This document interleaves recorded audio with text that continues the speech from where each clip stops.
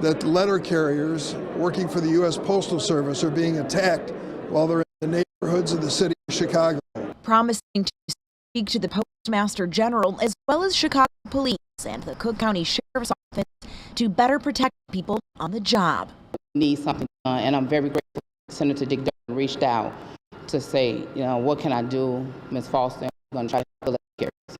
The U.S. Postal Service is now offering a reward for up to $50,000 for any information that can help lead to an arrest in any of these robberies.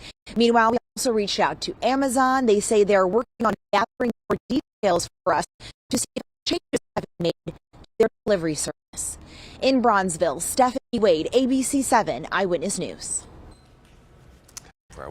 Cast this Friday. Look at that live picture over there in Millennium Park. I didn't even know we could get that shot. Very, very cool. Have you ever went over a bridge? Kind of like a bridge.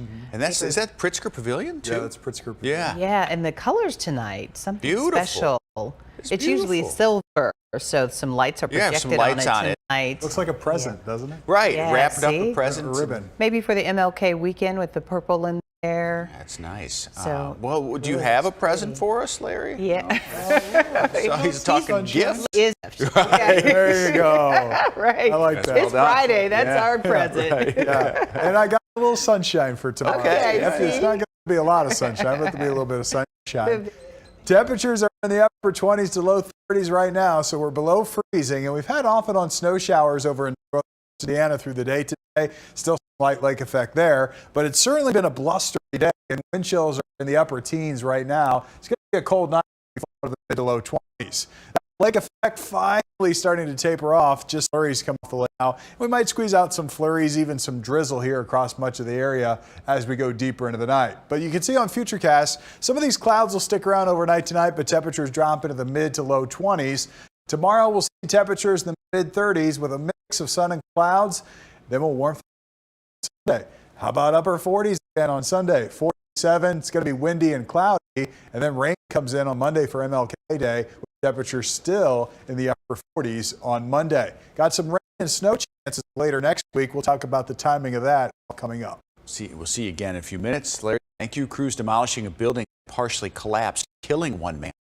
The ABC7i team obtained documents naming Luca Chiriel as the owner of the building. Reached out for comment from him. Yesterday, dozens of firefighters construction work on the central this video.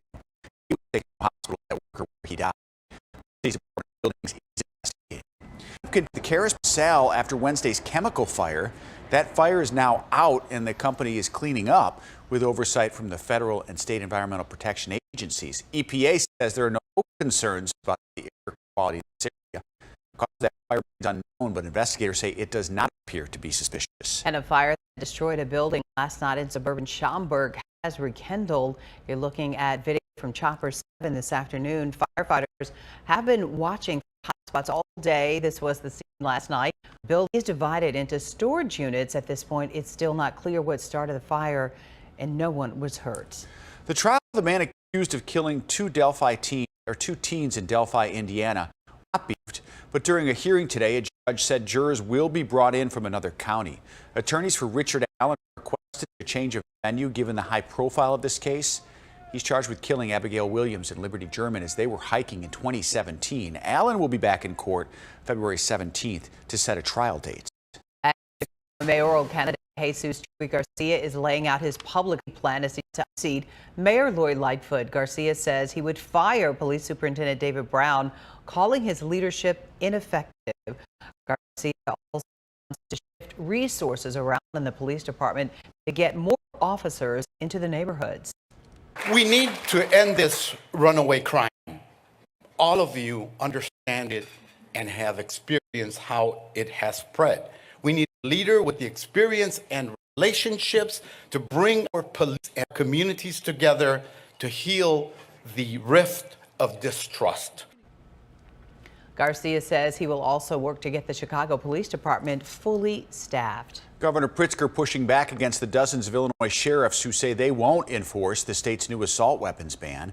Among them are the sheriffs of Kane and McHenry counties. Some cite confusion about the law, while others question its constitutionality. I think it's a lot of grandstanding, frankly, and I know there's some of them that are opposed to the law.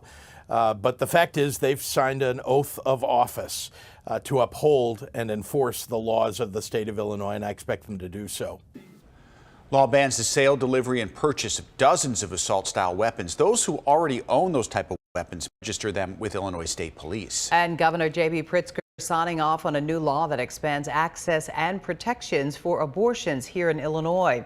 The new law shields patients and providers from out-of-state legal action. It also includes allowing trained advanced practice nurses and assistants to provide abortions, something opponents believe will be unsafe.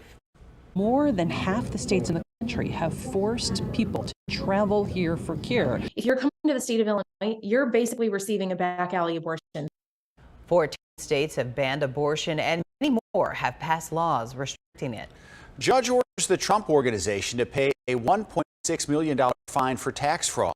Prosecutors accuse former President Donald Trump's company of compensating top executives off the books to help them lessen taxes. Prosecutors called it a multi-dimensional scheme that went on for more than 15 years. Despite getting the maximum fine from the judge, Manhattan's district attorney says it's not enough.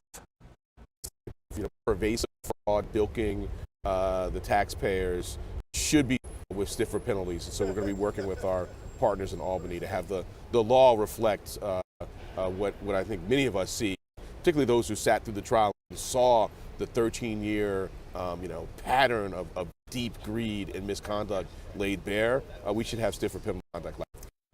Trump Organization released a statement saying in part these politically motivated prosecutors will stop at nothing to get President Trump and continue the never-ending witch hunt. And the White House is declining to answer questions about the classified documents found at President Biden's former office and Delaware home. The president did not answer any questions while he left the House. An independent special counsel is investigating the files. The Justice Department says on November 2nd, Biden's personal attorneys found at least 10 classified documents, some marked top secret, in an office in Washington. The lawyers then contacted the National Archives, which then reached out to the Justice Department in December. More classified documents were found in the garage of Biden's home yesterday. Biden's lawyers notified the Justice Department about one more document found at the home. Rush Medical Center says its new outpatient facility is the future of health care. Says the 500,000 square foot facility will serve more than 100,000 people over the next several years, with 60% of them cancer patients. A former cancer patient was part of the team that designed this new building. Now, being in this, seeing the space come to life, you can see really where our input did actually come to fruition. Rush says the new tower opened to patients on Tuesday, February 7th. Well, the owner of two businesses shut down by the city of Blue Island is fighting back with a lawsuit. The Vault and Ravens Place on Western New were ordered closed following a New Year's Eve shooting that allegedly took place outside of the adjacent bars. The lawsuit claiming that he is violating their 14th Amendment rights and property rights. They did not happen in any of our property. We have a very stringent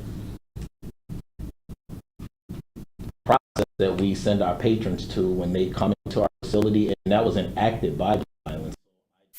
Now, in a statement, the mayor and the city said officials took no joy in making the determination to revoke the license on Ravens Place, the Vault, but were forced to take action and based on the frequency of shootings and the refusal of the business owners to be held accountable and adhere to safety standards. Cook County Sheriff's Office sharing surveillance video tonight, hoping to get more leads on this team of car thieves breaking into a dealership in unincorporated Roselle. This happened early Monday morning at the Auto House on Roselle Road. The thieves appear to use something to smash into the garage and then went after key fobs. That's a big crew there. Investigators say they got away with vehicles. One has been found, and so far no arrests have been made. Tonight's Mega Millions jackpot, it's just massive. It's big. Yeah, a little bit. It's the second largest in the game's history, $1.35 billion. Well, our I-team has some scam warnings for you tonight as criminals take advantage of that prize. Consumer investigator Jason Knowles sharing tonight what security experts are seeing right now. There are at least 3 scams created by thieves, and they are targeting Mega Millions players right now. Instead of making you a winner, you lose big. The first Mega Millions scam you need to watch out for: fake websites selling fake lotto tickets, claiming to be at a discounted price. The real lottery is not going to offer you a discount on the lottery ticket. Experts at Aura, a digital security company, say make sure you go into a store or on the official Illinois Lottery website. The next scam is after the drawing. Thieves cold calling you, claiming you won a secondary prize, and all you have to do to get the money is pay a fee, turn over your personal information. Your sensitive data, your bank account, credit card number data, social security number, and so on, or they may even ask you for like a prepayment. Legitimate lottery will never ask you for prepayment. If you think you won, go to the store where you bought the ticket or the lottery office. A third lotto scam from people claiming to want to donate their winnings, usually to charity. Scammers fool you into cashing their check and sending them back a smaller amount. Exchange cleared the check, but then days or weeks later, when it bounces, you're on the hook for what you sent back to the scammer and anything else you've spent. People kind of want a miracle to happen. They view this as sort of that miracle that one moment in life, they don't realize they are being scammed, unfortunately. The Illinois Lottery website also warns players of similar scams, saying there are never random prizes awarded by phone or email. You can only win by purchasing a ticket from a participating store or the official lottery website. Remember this: if you really are a winner, you should not pay to collect. Jason Knowles, ABC 7 Eyewitness News. It's a shame when people capitalize on this and try and take advantage. They have all of their hopes. When you get the right ticket this time, you said last on Monday she didn't buy the right tickets. We're going to talk to Larry later about, because we're talking about the app, because you can do it on the app. Right, you can do it app till 9 o'clock, so you've got a little bit of time if you haven't gone to the store to get one. We also don't think anyone's ever won on the app. Right, so maybe. Yeah, so it's going to be us. Okay. Most he likely, said us. no. It is on the record. So if us wins, right. us wins. We're talking. Are we doing more? Yeah, we're doing more. Michelle's telling us. So we'll discuss our agreement later on. Which is you all on the show who, if you've bought a ticket, you give us each a $1. Okay, right. This has been prearranged. We signed that contract last week. Oh, okay. Cash register. Ring. Oh, is that one? Yeah. So we'll talk more about Mega Millions. Okay, fine. We need more piece. We've posted it on the web too that Jason knows talking about. So hopefully no one gets scammed. A new business is opening this weekend in South Shore. Many storefronts near 71st and Jeffrey have sat empty since anchor stores left. So this weekend, Play, See, Shop South Shore is grand opening. It's a pop-up that includes a free play space, an art gallery, and a market. It was completely vacant. It was desolate. It needed love. We were able to come in and renovate to a degree, but bring out the best of what it could be. Luxury and something that's really imaginative to this neighborhood specifically, because I met amazing neighbors while I lived here, and these people that are from South Shore. Nice. The business will be open. Businesses won't be open until April, right? That's when they're planning to open, or they will be open until April. I just like the name. Play. Oh, until April, yeah. See, shop. Yeah. I really like it. It's a pop-up shop, so it's just going to be there till for spring. about 4 months or so. Looks awesome. Yeah, It's I'd like beautiful. to play, see, and shop. Those are some of the favorite things I like to do. South Shore is gorgeous. I know, right? It's a little hidden gem. Really, really nice. Yeah. Martin Luther King Jr. Day is on Monday. Yeah, an event celebrating the life and legacy of Dr. Martin Luther King already beginning. Mayor Lori Lightfoot hosting the annual Interfaith Breakfast today. The first time in 3 years, this event happened in person. It would often remind us that living was a part of being engaged in struggle, and that you could never give up. I like that. If you live, you're going to have some struggle, of course. Mayor Lightfoot presented the City of Chicago Champion of Freedom Award posthumously to Baby Till Mobley, Emmett Till's mother, in honor of her work for the community. And they had some powerhouse speakers this morning. This is a heavily attended event every year, and this year they had it kind of early. Sometimes it's on the day of the celebration, which is on Monday. But today in person, for the first time, things are starting to get back to normal. Yeah, definitely. Yeah. All right. Well, Chicago grade school students answering the question, What would Dr. King say to us today about hope for tomorrow? It's a great story. It was part of a contest for 4th and 5th graders. Today was the final round of the competition. Take a seat and watch this. Racing Culture reporter Jones spoke with some of the finalists. The future of Chicago will be when these young people are in charge. The message I wanted everyone to receive is to be equal to everyone, to have peace with everyone, and not to be jealous of other people. The finalists of the Martin Luther King Jr. Oratorical Competition, 4th and 5th graders, delivered their speeches today in front of a panel of judges.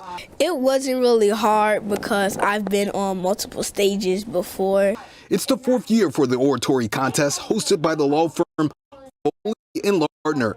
Dozens of CPS students submitted entries for this year's competition on the topic, what would Dr. King say to us today about hope for tomorrow? Part of this is to give these kids an opportunity to really shine, and like I said to them today, we really seriously view you as the leaders of tomorrow in our community. The students say they prepared for weeks with their families and teachers for the final round. It took a lot of practice. My teacher and my sister, they was all up on me, saying, get to your speech, get to your speech. Issa Sumar won second place. When Harper Williams heard his name called for first place, he took a moment to take it all in. When I heard my name, I saw my mom start crying. I saw my grandma start crying. It was all a very emotional moment for us because we have been practicing for so long. It's a reminder to Williams of the success for his future. Doing this and knowing all the things that could come to me for just winning this one thing. And it really isn't small. This is such a big thing. Will Jones, ABC 7, Eyewitness News. All right. All of them are awesome. I mean, all of so them. impressive. Yeah. You know, I mean, just really incredibly talented. And we have to note that Harper had on black and gold. That is the color of the alphas, which is what Dr. Martin Luther King Jr. was, an alpha, Phi Alpha. They all were decked out. Yeah, Great. I mean, he looked so great. I'm thinking 2060 president Harper Williams. So, public speaking is hard. Right. At that age, Because you probably spoke in 4th and 5th grade. oh, I was terrified. I get nervous sitting up here sometimes. I mean it. You know, when you go and host events, you get those butterfly times. People are looking at you. They can actually Yes. see you. When you're television, you don't actually see the people visually, Those- right? To get up there and be brave enough Right. to do that and then write a speech, I just think it's great. Powerful All of them, speech. congratulations. The hope for tomorrow. What would Dr. King think? He would be so extraordinarily proud of each and every one of the participants. We'll enjoy interviewing them all. Right. It was so nice. We'll be sharing that on this Feel Good Friday. And of course, Martin Luther King weekend holiday, of course. So we got to keep up with them because they're going to change the world. Yeah. That's for sure. Well, it may only be January, yeah, but Cubs fans, they're already thinking spring. Their hopes, talking about hopes for the season as the Cubs convention, it returns. These are loyal fans. Yes. Right here. First new information we're learning about that tornado outbreak in the South. It did terrible damage.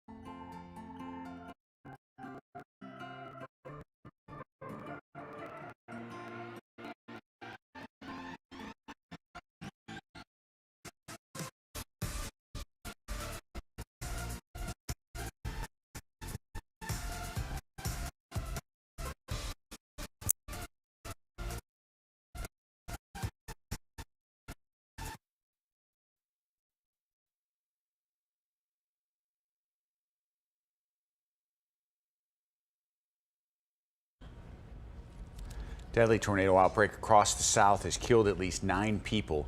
Rescuers racing to find survivors tonight after the storm system tore through parts of Georgia and Alabama.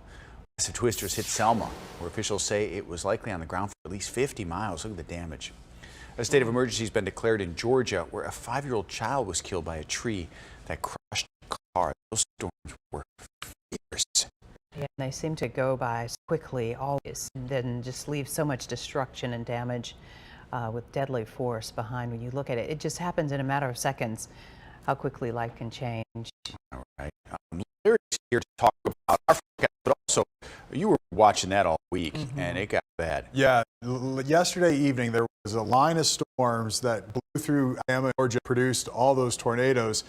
A lot of people are coming to the realization that in the deep South there is no real tornado season, because you can have southern tornadoes down to the deep, even in the heart of winter when it's January. You can get the right ingredients for severe weather down in the South. It's quiet today, but look at all the tornado reports from yesterday. 50 tornado reports across the country. Now, there weren't 50 tornadoes, but you can see just the outline of where all the tornadoes were. There was one large tornado that went through Selma, Alabama, that was on the ground for about 50 miles.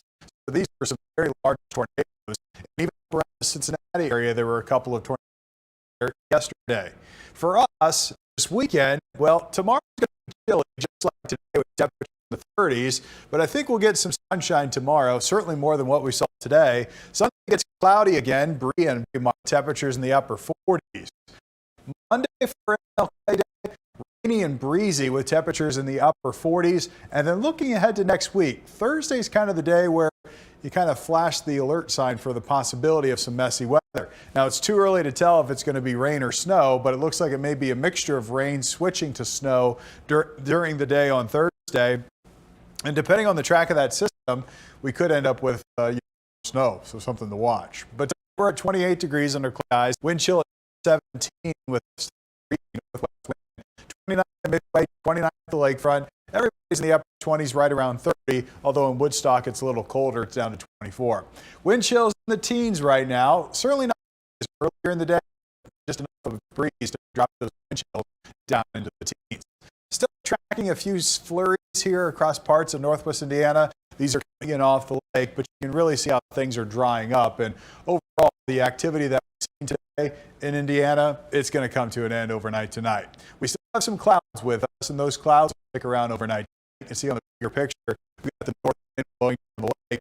More clouds back to the west, so we're stuck with clouds. If we break those clouds apart tonight, temperatures drop to the low 20s and upper teens, but then tomorrow, with some peaks of sunshine, temperature in the mid-30s during the afternoon tomorrow. So the forecast for tomorrow, you can see those temperatures in the mid-30s with kind of a mix of sun and clouds. Today we have a high temperature of 36. That happened early this morning. Average high is 31. 28 has been our far. So high pressure slides to the east overnight tonight. Tomorrow we get up to 37 degrees. On Sunday, more cloud cover. Warmer though with a gusty south wind. 47 for a high on Sunday. Here's the rain for Monday for MLK Day.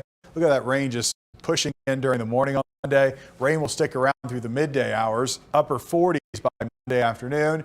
And then as we head into Tuesday, still relatively mild, a high of 44, but some lingering drizzle.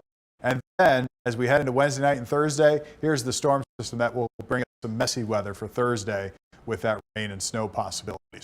Tonight, though, we'll drop into the upper 20s, mostly to partly cloudy skies. Flurries continue in northwest Indiana. Tomorrow we'll see a high of 37, 47 on Sunday, 40s Monday, Tuesday, and even Wednesday. Keep an eye on Thursday of next week as temperatures get a little colder by next Thursday and next Friday.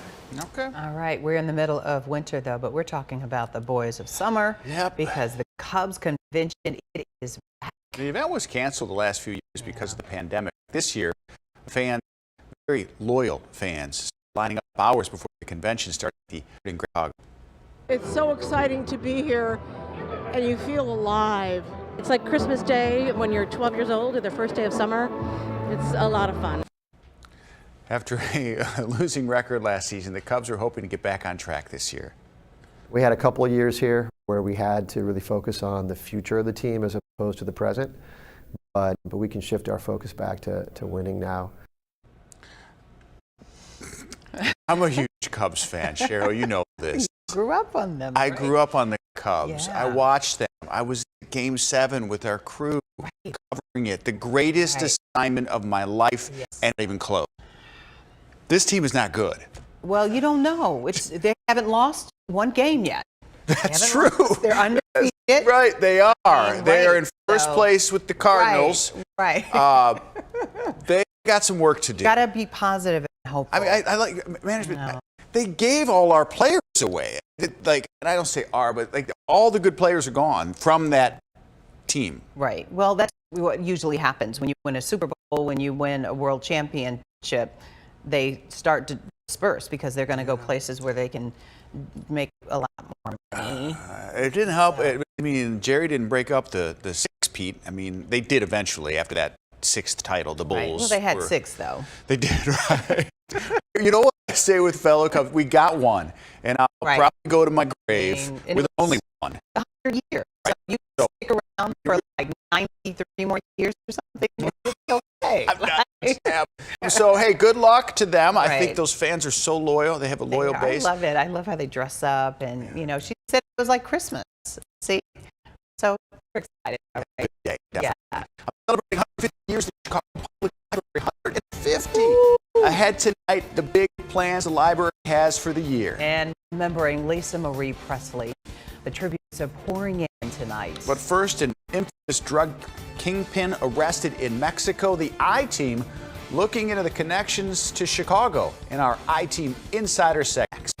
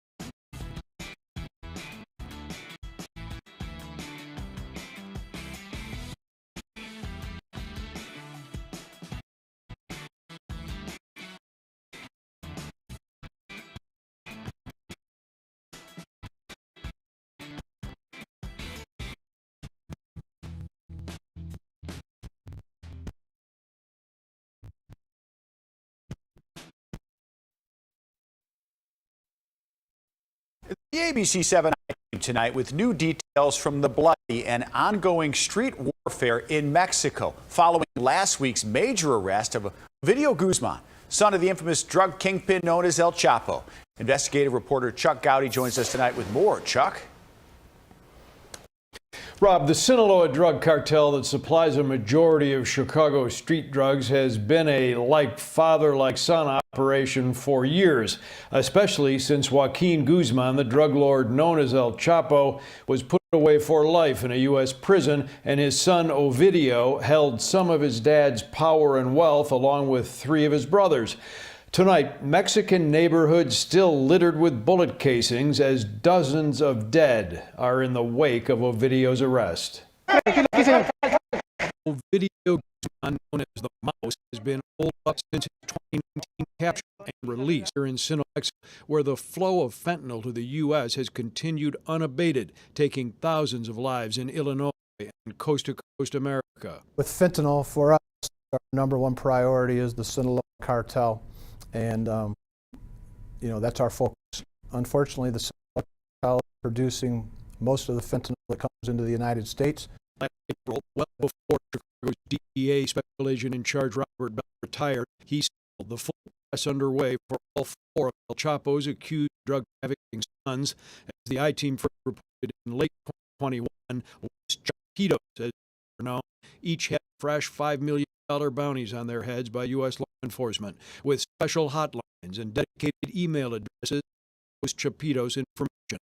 Ovidio Guzman, El Chapo's oldest son, considered the leader of the cartel's fentanyl division. Since his arrest on Thursday, Mexican media now reporting 10 soldiers killed along with 19 cartel operatives. On the streets, vehicles in flames, cartel commando squads clashed with police and Mexican soldiers, firing the streets, and even aircraft were being hit by flying bullets.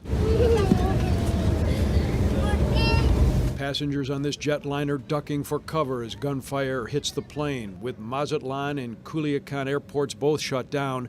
Tourists and residents urged to stay inside, although tonight authorities say no civilians have been killed in the cartel violence. Chapo-kin arrest coming just before President Biden arrived to talk with the country's leader in Mexico City. Father and son partnership now involves 2 prisons. 65-year-old El Chapo at the Supermax in Colorado, 32-year-old son Ovidio, oddly, tonight, held at the very same Mexican prison his father escaped from on a motorbike in 2015. 3 other sons still on the lam. Authorities say they run day-to-day Sinaloa cartel business, but the cartel creator also still a fugitive now. 75-year-old Ismael Zambada, known as El Mayo. The U.S. now offering a $15 million reward for El Mayo. Rob? Hang on. So Ovidio is in the prison that El Chapo used that motorcycle in that tunnel to get out of? Hard to believe, but in Mexico, sometimes things don't make sense in the criminal justice system. You know, conceivably, that motorcycle is just being gassed up for the kid to now try to escape. He's still in prison at the moment, but there are a lot of questions raised as to why they'd put him there. One of the questions, too, is corruption in Mexico. El Chapo had a lot of friends. The cartel has a lot of friends in high places. Do you think it's just possible that he gets out again? I mean, he was caught in 2019, like you said. He's caught again, but the likelihood of him escaping because of corruption seems good. Corruption is the backbone of the cartels in Mexico. It's not just a friendly relationship. I mean, they work together. There are police officers, judges, prosecutors who are all actually part of the cartel, and that's been one of the big problems. The United States has attempted to try to reverse that, but it's almost insurmountable, and it's the reason that the cartels have not only thrived but survived for decades in Mexico. You have to wonder, how in the world is this going to play out with this kid in jail, and how long is he going to manage to stay there? The I-Team's covered this for years, that the Sinaloa cartel sends its drugs. Chicago is like the main hub, obviously because of its location. But I guess the fair question now is there a domino effect from this arrest that will come here to Chicago? Rob, for decades, there's been a domino effect. I mean, much of the murder rate in Chicago is attributed to drug wars. And there are dozens and dozens of people who are killed every year in Chicago because of turf battles over drugs. The Sinaloa cartel has controlled up to 80% of all the illicit drug sales in Chicago over the last several decades. And they solved their problems with gunfire, and nothing has changed in that regard. Many of the Chicago murders that stack up over the years, they're not random. It's not walking down the street and somebody pulls a gun and shoots somebody else. They're all directly related to the Sinaloa drug cartel, gang turf, drug turf, and when somebody is arrested in Mexico, there's definitely a ripple effect felt in Chicago in those areas where street drugs are prevalent. It seems like then there's always a replacement. When a leader's taken down and arrested or killed, does it really change the landscape? The authorities like to say that there's a blip or an interruption in things for a while, but they fully admit that you cut the of the snake off, and there's 100 snakes behind. And in the case of the El Chapo family, the Guzman family, I mean, he has so many sons, so many children, so many brothers and relatives that, I mean, this could go on literally for decades with one just stepping in when the other one is either arrested or killed, and that's what's happening here. There are 3 brothers still fugitives who run a show in Mexico. They have no idea where those people are. They would love to arrest them, and that might do something to try to short circuit some of this. If they were able to take all 4 of El Chapo's sons off the streets, they might be hard pressed to just step in and have it be business as usual. The I-Team Insider tonight covering a story that has garnered huge interest globally, but certainly here in Chicago. Look forward to your next report on whatever happens to Ovidio. Thanks for the time tonight, Chuck. It's a story that never ends, that's for sure, Rob.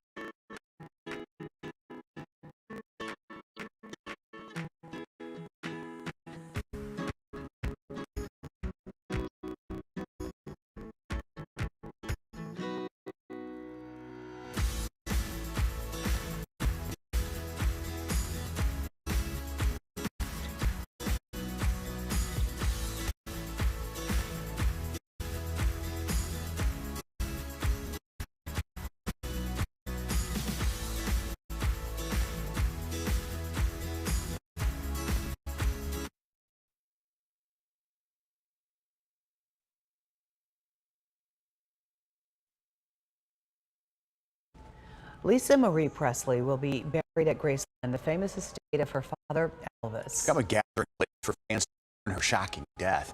ABC's Rena Roy takes a look back at her life. Flowers and candles at the gates of Graceland in honor of Lisa Marie Presley. It's heartbreaking. I brought a candle to light for her. I wanted to pay my respect. The 54-year-old singer and only child of Elvis Presley reportedly suffering cardiac arrest at her Calabasas home on Thursday, later dying in the hospital. Just 2 days earlier, the Golden Globes was asking to grab her date's arm to steady herself.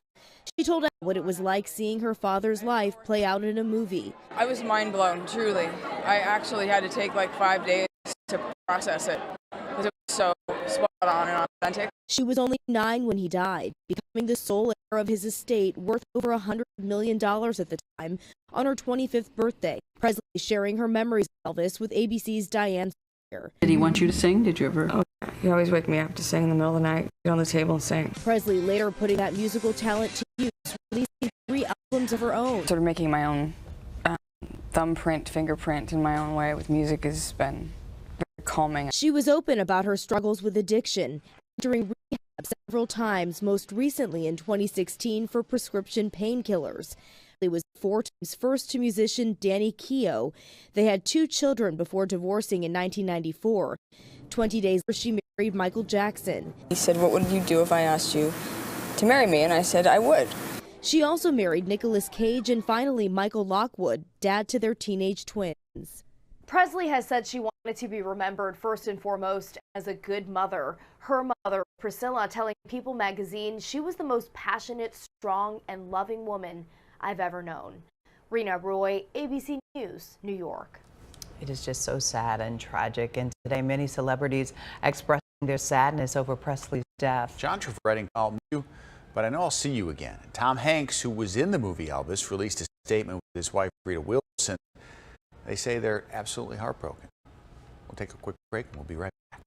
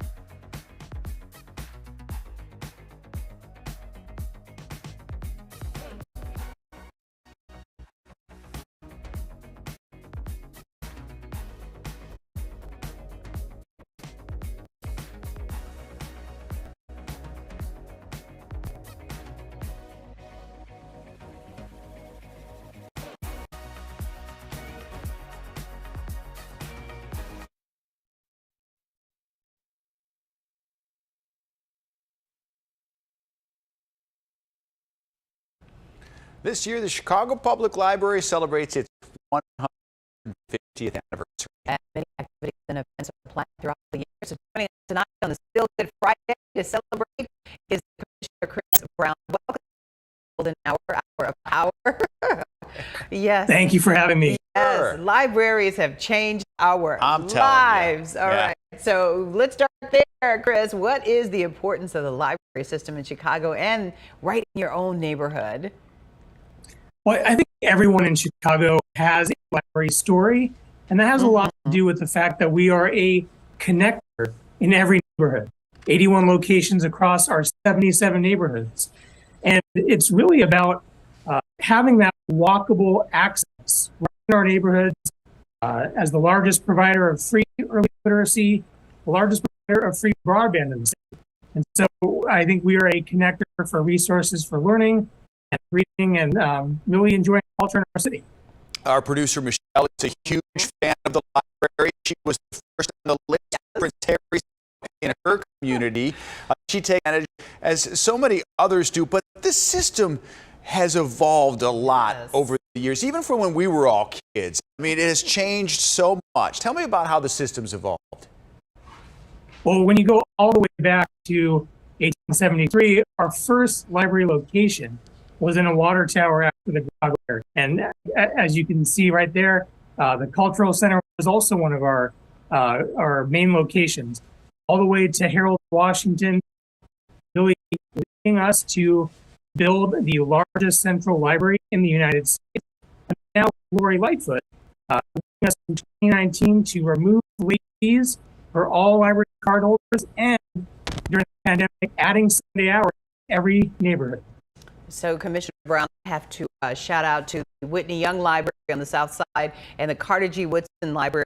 They are the reason I am sitting here at this anchor desk today, because I spent many a night there. Rob just talked about the evolution, the Dewey Decimal System. That was something we had to perfect, Commissioner Brown. We still have it. Right, See, right. I mean, all my research papers, you know, and you had to, like, what was that, the file system that you had to put in, and you stuck the disc in and you'd get the information.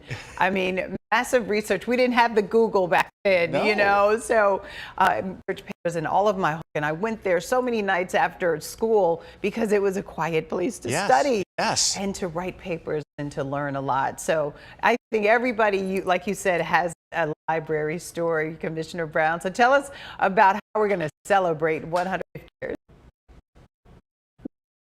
Just as you mentioned, those beloved neighborhood libraries, we're going to be celebrating those in March, starting out with 10 of our most historic branches.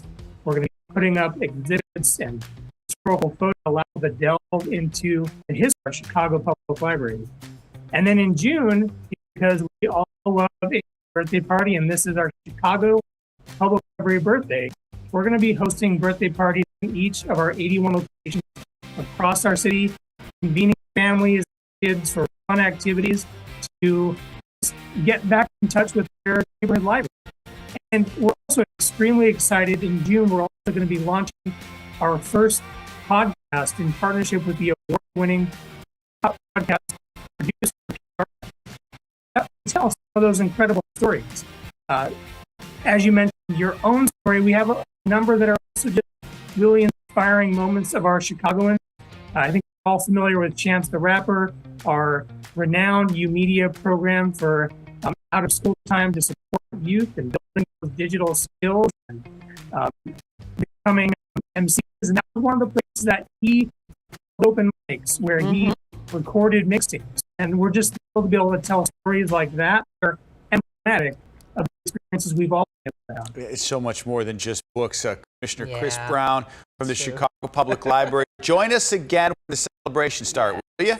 Yeah. We will. I'm looking forward to having you both out for those birthday parties. Yes, seriously, just send out the invite. That'd be great. My too. He loved the Harold Washington Library. He would go in there all the time and get his cup of coffee from McDonald's and just sit there all in the library part. Thanks so much, Chris. If you look at the history that we were running that 1973, a horse and buggy. I know, right? For the Chicago, it is synonymous with the history of this great city, and it's just cool to see. I remember, because you said before Google, before you look anything up, Like I was in Big Fully, you know, all that weird stuff that I like. Oh, yes. You go to the library and you find that book and you'll be like, whoa, Yes. that's how. The microfiche. Microfiche. That's what I was thinking about. That was what I was trying to talk about, the microfiche. Yeah, you scroll, I mean, it's a lot of history. I mean, such great memories, though. It changed our lives. We're thankful for the library. As long as the look at the history. That information.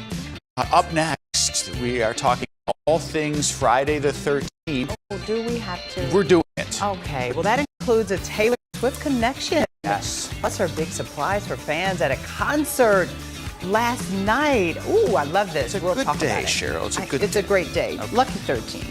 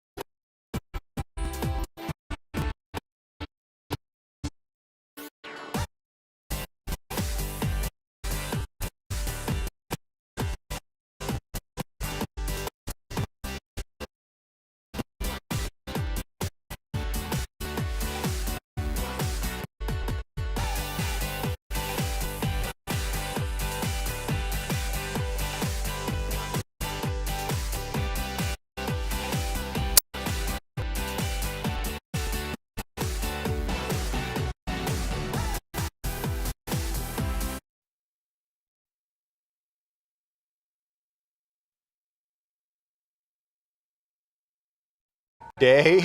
And Greg's directing. He's going to freak us out. It's Friday the 13th today. It is believed that the superstition with the date being unlucky, it dates all the way back to the 13 guests at the Last Supper.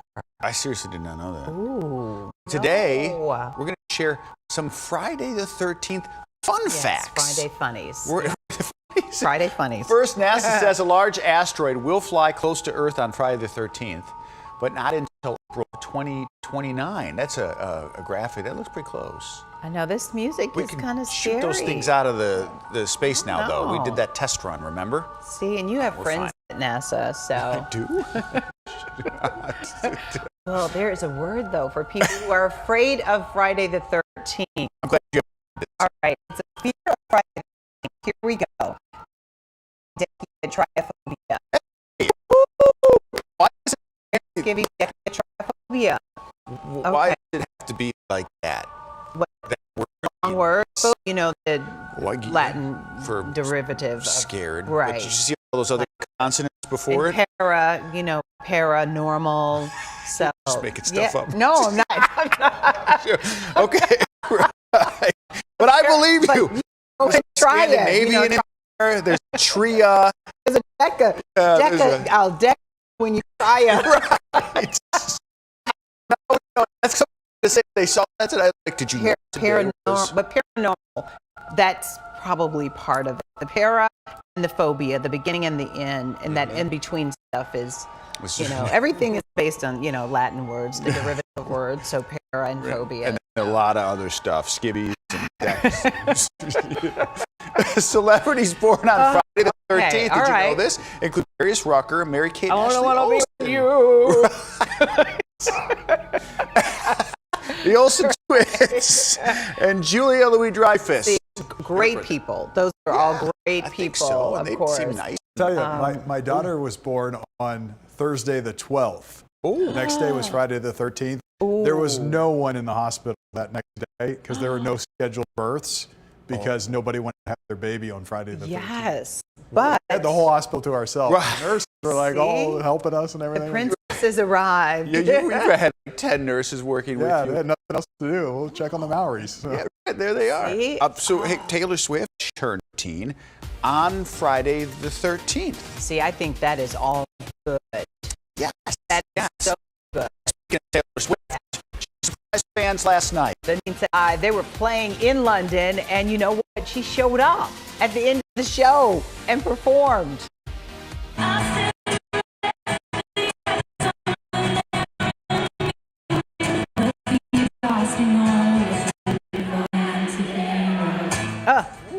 All right, Taylor, the Swifties in the house. Oh, somebody who was there.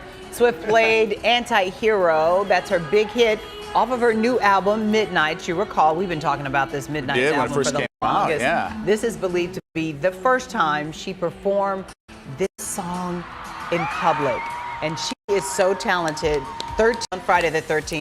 And look at this. And it was the 13th, probably in London by the time she was mind blown. Because, yeah, boom. Yeah. Drop the mic on See, that. so and someone's going to win the building tonight, and this is going to become a great day. Right. See, lucky 13 for us. Got an hour to get our tickets. I know, right? Larry, you have a couple minutes to. How are your arms? They're good. Thanks, Rob. I walked back quick. I'm sorry. You I can walked tell back to the everybody makeup to use the restroom during another earlier segment, and he's back there curling. But the guy's ripped now. He's ripped. He's working out during New Year's resolution, Larry. You have to know it's Tracy Butler's weight back there. Oh, she has weights okay. back there. Well, So I was okay, just like piggybacking out from 3 Tracy's pounds, weights. 2 pounds. No, like an 8 pound.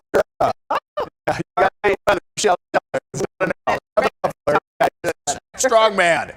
Here we go. Yes. Hey, you know, so far this month, every day except one has been above average in high temperatures. One day that wasn't was right at average. That was last Saturday. 12 days above average so far. And look at the numbers. We're 11 degrees above normal here for the first 2 weeks of January. Incredible stretch of very mild weather to start the month.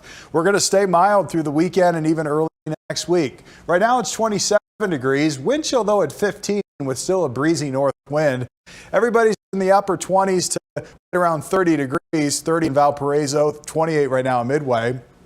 Wind chills though, they're down into the teens at times as the wind to blow out in the north. Still some flurries out there, but most of the activity has come to an end. Finally seeing that was in part of Northwest Indiana wind down here over the past hour. As we go tonight, the clouds are going to stick around. We still have a north wind blowing down the lake, so still cloudy skies, even though the snow showers have come to an end. And we'll stay partly cloudy overnight tonight with temperatures dropping into the mid to low 20s. Kind of a mix of sun and clouds tomorrow. Could end up being more cloudy than sunny, but I'm hopeful for at least some breaks in the clouds during the day tomorrow. Temperatures tomorrow, mid-30s during the afternoon, so pretty similar to today. Today with a high of 36, but that happened early this morning. 27 has been the low so far. 31 and 19 are the average lows.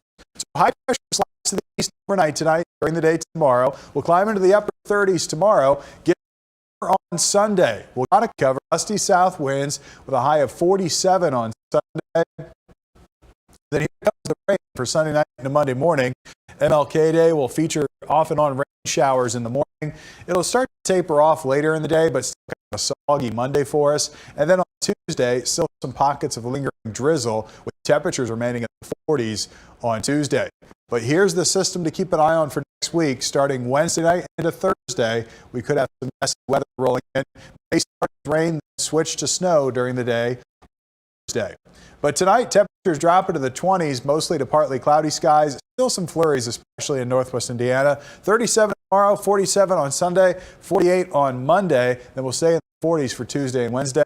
Keep it on next Thursday. Some rain, maybe just some snow showers. Turns colder later next week with a high of 34 on Friday.